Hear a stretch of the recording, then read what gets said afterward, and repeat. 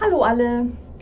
Heute spreche ich ein bisschen über Imperfekt. So, Imperfekt, das heißt auch manchmal Präteritum und das ist ein Tempus auf Deutsch.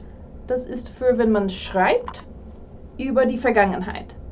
So, das ist eine einfache Form von Vergangenheit in Deutsch und das braucht man nur, wenn man schreibt, wirklich. Manchmal, wenn man spricht, zum Beispiel mit diesen Verben, kann man Imperfekt benutzen, aber nicht mit allen Verben. So in German, if you're speaking, you're usually using perfect, which is the present perfect, that's the conversational past tense. And you probably are going to use ich hatte once in a while and ich war. Maybe ich wusste, ich gab, or es gab is pretty common, or wurde. For the past tense of these verbs because they're so common, but you wouldn't just use it all the time for everything. That would sound really weird, and you'd be like, I don't know, speaking as though you were writing. It would sound off. So, you know some of these. Haben is ich hatte, or hatte. Sein, das ist war. Wissen ist wusste, geben, gab. So this one's especially important for the expression es gibt oder es gab, there was, or there were. And then werden becomes wurde. So you'll notice that I'm doing all of these in the ich or RZS form.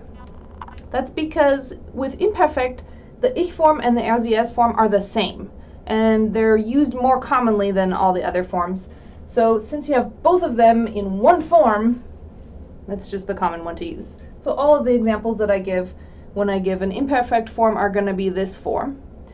It's also because if you have an irregular verb and it changes, then this is the form the dictionary is going to give you. It's going to give you the singular form, not the en plural form.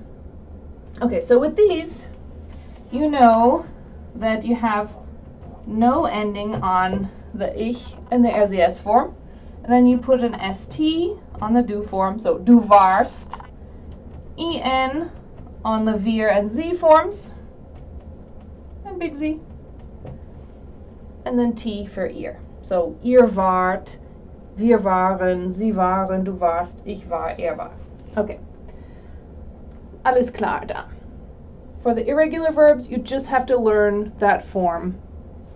There's no trick to it, really. Some of them have a pattern, like schwimmen, schwamm, just like swim, swam, and sing, sang, singen, sang.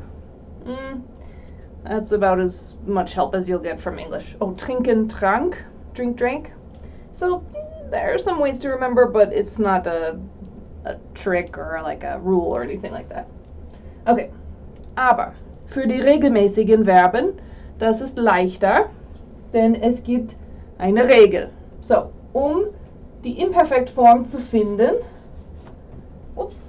macht man so, ja, man streicht hier en und man braucht eine Endung und das ist alles. So für ich, te, so ich machte, du machtest, so that's I made, you made, machte, notice these two are the same again. Wir machten, ihr machtet, und sie machten.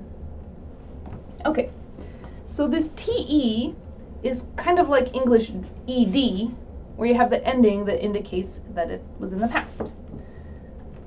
Now, trouble comes when you have a verb that ends its stem with a T or a D.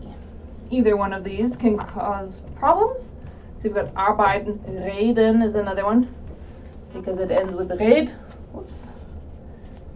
So, what do you do? Well, what do you do in present tense when you have this happen? Because this happens with third person singular in present tense, right? So we say arbeitet for Präsens. So we just add the extra E. And then we add the Endung. So, die Endung